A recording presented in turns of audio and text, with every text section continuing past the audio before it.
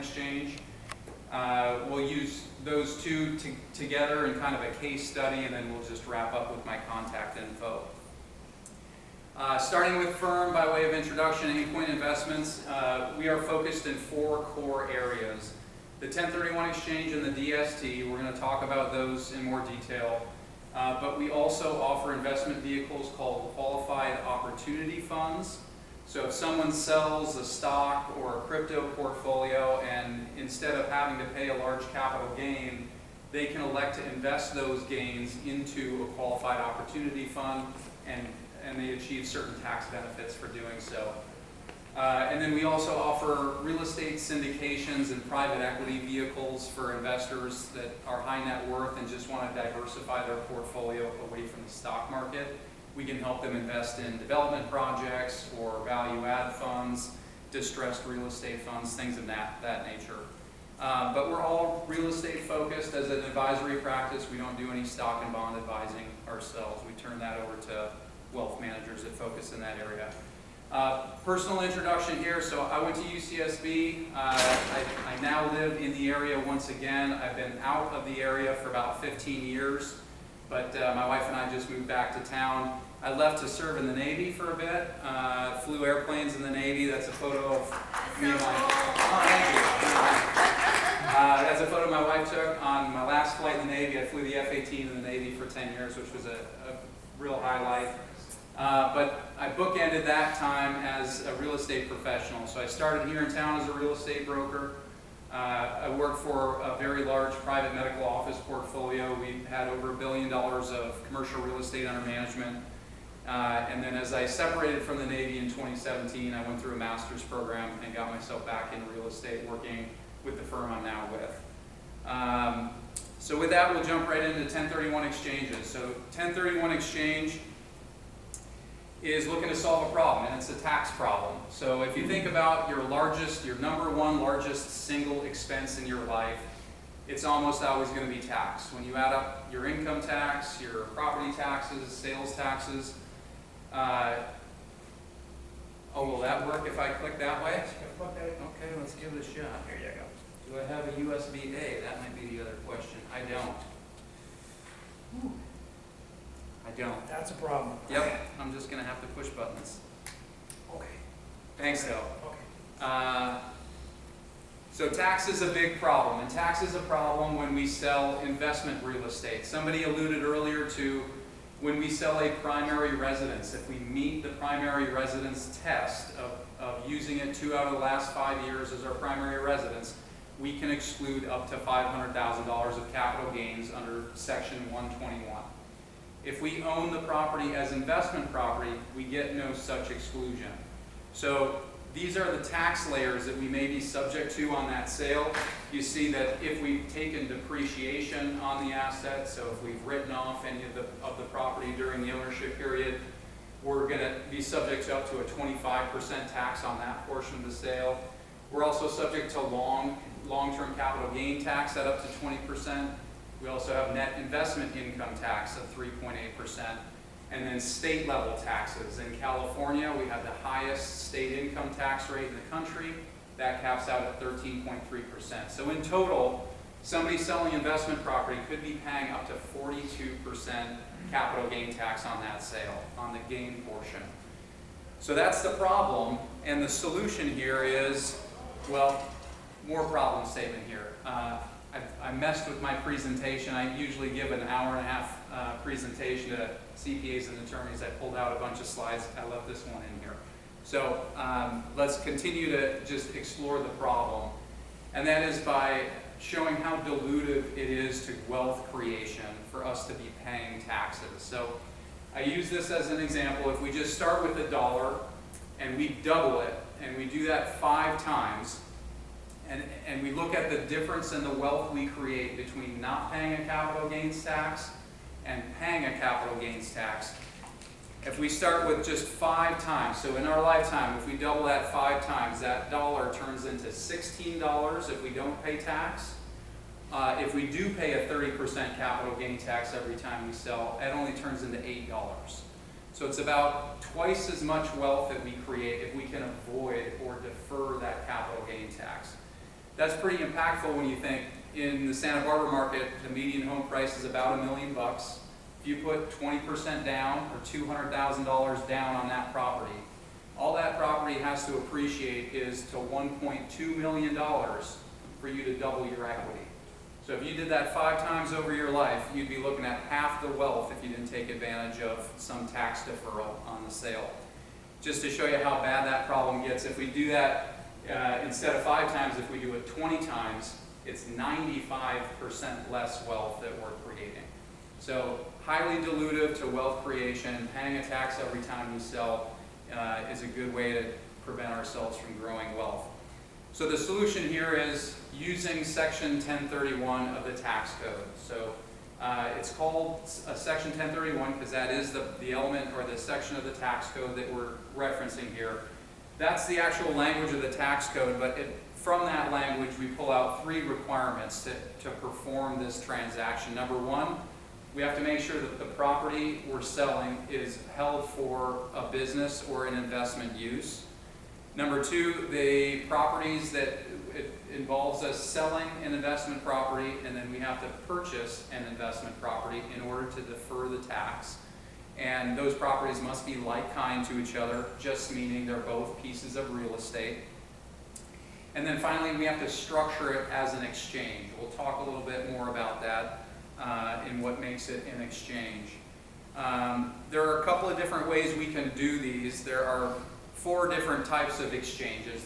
The one we're going to talk about today is the garden variety typical exchange, also called a delayed or a forward exchange. That's where we sell our investment property, and under a certain time period, we purchase a replacement property.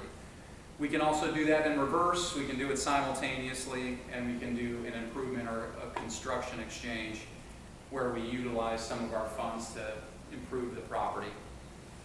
2 of the things that we need to be thinking about in order to do an exchange. Number 1, we need to make sure that the property that we're selling as well as the property that we're acquiring are both held for investment purposes. So this is not a home that we're owning as a second residence. We have to hold this for investments or for investment purposes. The IRS uses a couple of different ways to test that. They evaluate your intent. If you intend, at the point of acquisition, if you intended to own it as an investment property, you'll generally satisfy these requirements. And then secondly, we have to abide by what's called the same taxpayer rule. And that means that where this comes into play is really where we have a co-ownership situation. So if we have a partnership of several owners and they are together, a partnership that owns the investment property, when we sell, that same partnership or that same ownership group needs to be buying. So the reason this becomes a problem is if that partnership wants to break up and do individual exchanges, that can be problematic. Some of the important deadlines when we do an exchange: when we sell the relinquished property, the day that we close on the sale, a clock starts. And 45 days later, we need to have submitted an identification worksheet to the individual holding our proceeds. That's the 45-day identification deadline, and then we have an additional 135 days to actually close on something that we've identified. We can only acquire property that we've identified on the sheet.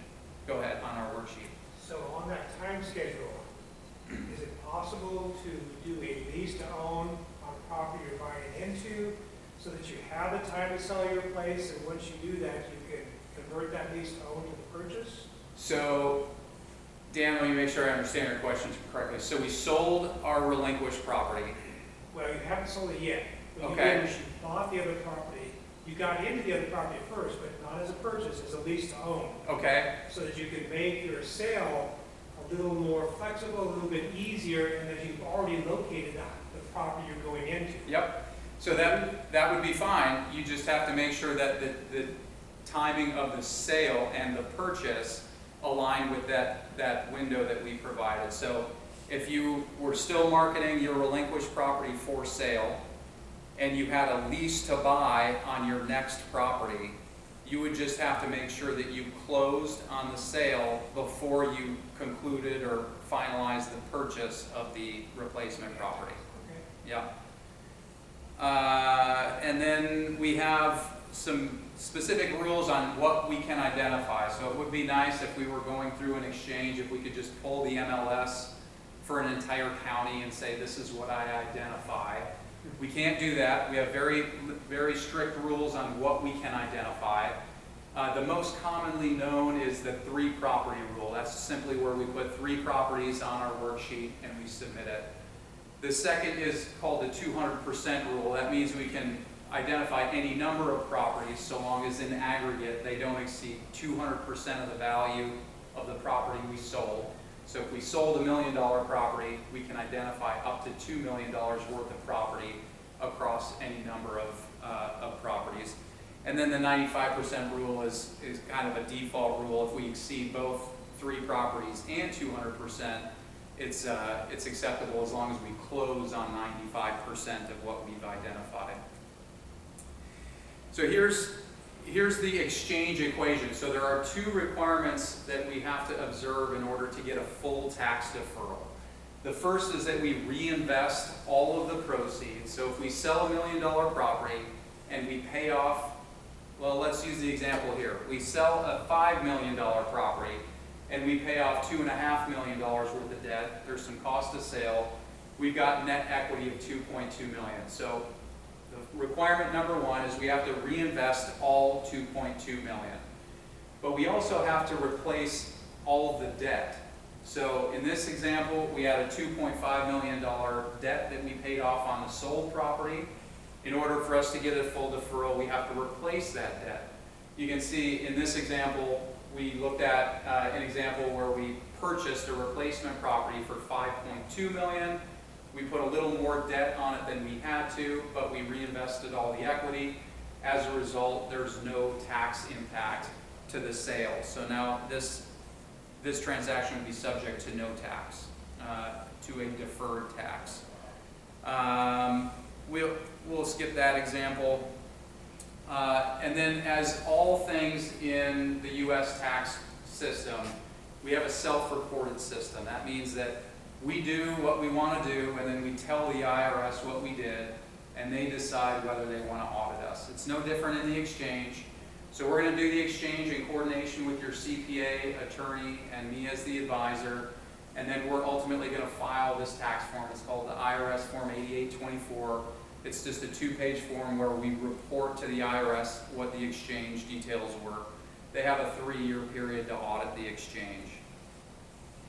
So here are some common challenges. In an exchange, number 1 common challenge is we need to exact the exchange equation. So if we have $2.2 million worth of proceeds, we sold a $5 million property, we need to be looking for a property that will satisfy our exchange equation. So do we have enough proceeds to buy a $6 million property? Or is there a property available that fits our requirements, our desire for geography, our property type or location? Missing deadlines, that's a common one. I'll get calls on day 43 from clients that are looking to complete an exchange and they don't have any options for their replacement property. Closing on the replacement can be challenging if there are any property defects or condition issues. And then finally, active management. And that's again why I talk about working with retiring real estate investors. People that want to get out of active management are largely the people that I'm talking to. So that brings us to the DST. I'll pause here. Any questions or thoughts on the 1031 exchange around what we're trying to do or how we do it? Okay? So I'll jump into the DST. So the DST is a solution that we often use in the 1031 exchange. It stands for a Delaware Statutory Trust. All it is a trust that is formed in the state of Delaware under statutory trust law. It's just an entity that's meant to hold real estate, and if it meets certain guidelines, we can use it in the exchange. So this is about allowing people to basically act like they're in a partnership but enter and exit the ownership of the property as an individual. There are two title holding structures that allow this. The first is the tenant in common structure. So if anyone's heard of tenants in common, this is a common title holding structure. It's been around for a very long time. But as an investment vehicle, the tenant in common, or TIC, has been around since about 2002. And then the DST was first recognized through an IRS revenue ruling in 2004. So these are the two that will allow you to act as an individual even though you're in a partnership group that owns the portfolio, or owns the property, excuse me. There are some key differences between the two. The first is that the DST allows up to 500 different investors, where the TIC is limited to 35. The management on the DST is entirely passive, so an investor doesn't do anything to manage the portfolio or manage the property. It's done by the operator or the sponsor that's running the investment. In a TIC, there are some voting and asset management decisions that the investor participates in. And then finally, the debt. On a DST, the debt is entirely non-recourse, similar to Emily, correct? Amanda, I'm sorry. Similar how Amanda described her DSCR loans. The property is non-recourse to the borrower. It's underwritten entirely by the asset and the asset's own financials. In a TIC, however, there is a personal guarantee often, and the borrower, individual investor, is underwritten. Just to give you a sense of what the market size is for DST, so this is in millions of dollars. So this year we're expecting to do, this has actually been revised up, we're going to do close to $8 billion of equity into DSTs. Best estimates for equity across 1031 exchanges is about 100 to 120 billion. So we're about 5 to 8% of the market in terms of the total property value or equity value that's flowing into these. So some of the highlights we already talked about. So this is passive ownership. So this is not going out and buying and managing and developing and flipping property. This is about investing with an operator that has a lot of experience. They're doing all of that work for us. The assets that we're buying are typically institutional quality. So $50, $100 million plus assets. We already talked about the debt being non-recourse. The DST investment itself is fully packaged before we talk to a client. So the property is acquired, the trust is created, the investment is already underwritten. We just bring it to them basically on a menu of options, and they pick what they want to invest in for their exchange. Minimums are only $100,000 in the DST, which means that we can diversify an exchange larger than $100,000 across several different properties. And then the final point here, we can exchange into and out of this property as an individual, even though it has partnership-like qualities. There are risks. There's no control. The investor has no control of the investment. That can be difficult, especially for high net worth individuals who are used to owning and operating their own properties. Ultimately, the sponsor, the operator, decides when to sell the property. There are some fees involved, and then there's just limited value add. The IRS revenue ruling that governs the structure doesn't allow us to do a lot of renovating on the property. That's it for just kind of an introduction to DSTs. I'm going to talk about real quick how to kind of fit that into an exchange, but any question on DSTs as an investment vehicle? Yeah? It sounds like these are more just like non-rehab viable, create portfolio, don't think that stays as you buy. Does that make sense? I'm sorry, ask the question again. So it sounds like this strategy is more for non-rehab properties, just for properties you want to hold for a certain amount of time and then sell it as the condition you bought it from. So we find the property, essentially, yeah. The investor is just contributing the equity. Yeah. The properties that are in these investment vehicles are typically new vintage properties. They're often bought directly from the developer. Mm-hmm. There's very little to no rehab done on them. Right. They're purchased and they're just designed to distribute cash to the investor. Okay, so it's a great way to build a rental portfolio. I wouldn't. Income, yeah. What's that? It's a good way of building passive income. It's a good way to build passive income. I wouldn't think of this as a building your portfolio tool. I would think of this as a good exit option for you. After you've built the portfolio, sell it after it's, well, you know, you've got all this appreciation, and go into a DST. Go into it after. Yeah, at that time, and then just sit back and collect a monthly income from your real estate holdings, and you don't have to do any work. So you're holding liquid Yeah. assets? Holding what? You're holding liquid assets or? These are, it's still real estate, so they're not liquid. The interests are gonna be held for, the properties are gonna be held for about 5 years. So you can't do much with them, you're just collecting income from the asset until the property's sold about 5 years later. So I guess, like you Yeah. said before, you're going in as a personally exiting as an entity. Going in as an individual and exiting as an individual. Yeah. Yep. So here are the different ways we'll use the DST in an exchange. So for the retiring real estate investor, as we just kind of talked about, it becomes a primary option. So they sell a rental property and they buy one or several DST properties. The next is if they're selling a property and the property they want to buy in their exchange is lower value. They still need to purchase as much real estate as they sold. So this can become the complementary option in addition to their other direct title real estate purchase. We can use it in an identification. This is just going to help us close the exchange in an emergency. And the debt replacement gets a little technical. I'll leave that alone for now. But here are two kind of example DSTs. These are two routine, if you will, properties that we'll see in these structures. So in the first one, it might be a 250 unit Class A multifamily and apartment complex located in a stable market, a tier 1 or tier 2 city. In this example, we purchased the property for $80 million. We capitalized that by selling $40 million worth of equity, but putting a $40 million 10-year commercial CMBS loan on it. And then that produces 4.5% a year in distributions based on the equity invested. This is a fictitious example, but does kind of look like a typical DST.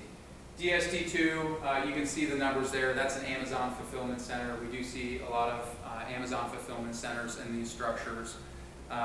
In this example, we just used all cash as the purchase method, no debt on that property.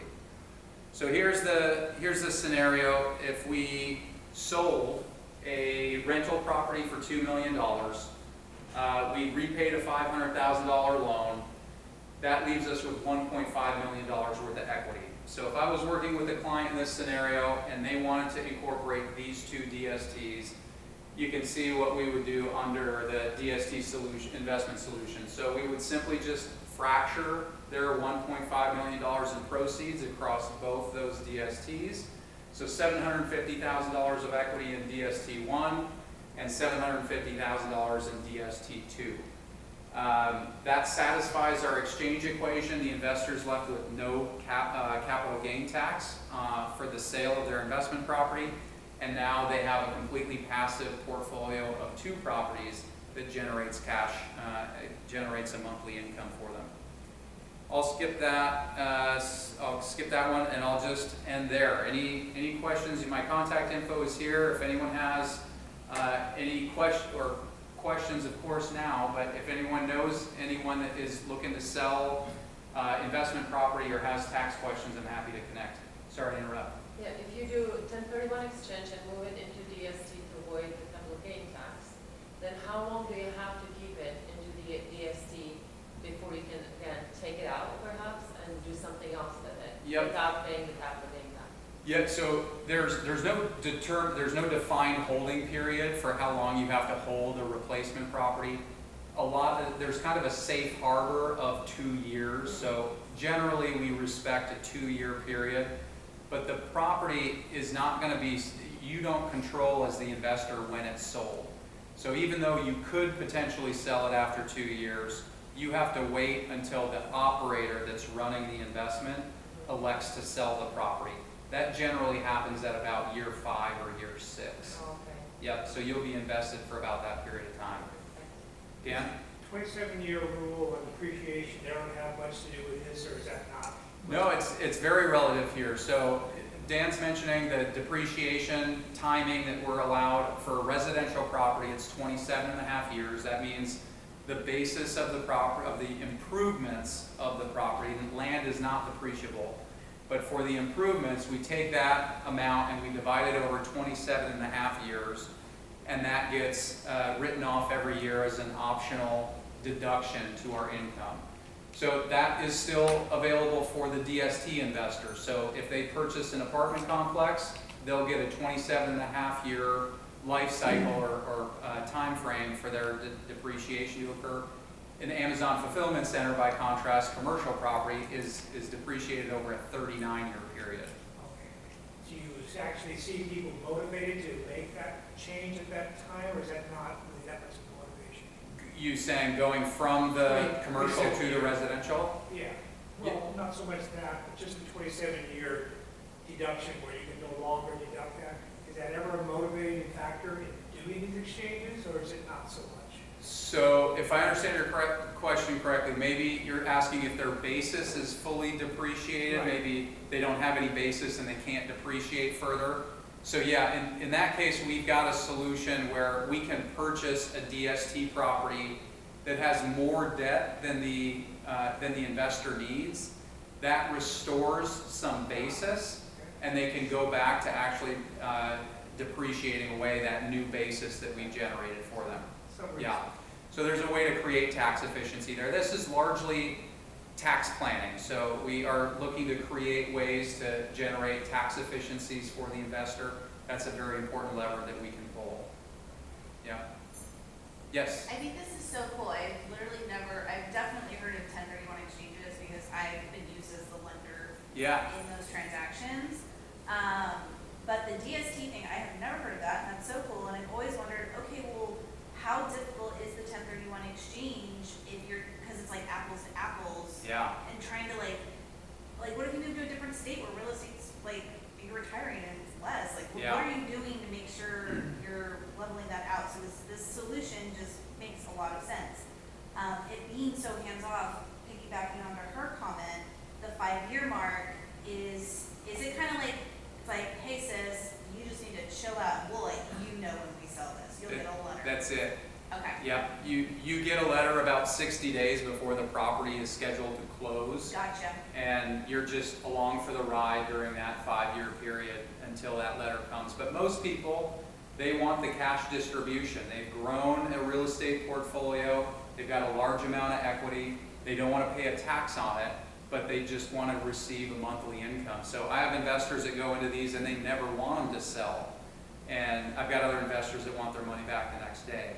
So they pick kind of a one-size-fits-most holding period. That's why that 5 years, 5 to 7 years is kind of a common holding period. Cool. Yeah. Yeah, that's awesome. Makes the exchange very simple. So I think just to know your options, if you know anyone going through an exchange, they ought to know that the DST is out there. It's a good exchange saver or primary option if they're going through an exchange. Thank you. Oh, Linda. Where are some of these properties located, Trevor? Where are some of the areas that your company likes to invest in? Yeah, so we see there in the marketplace there are about 60 operators that produce these investment vehicles.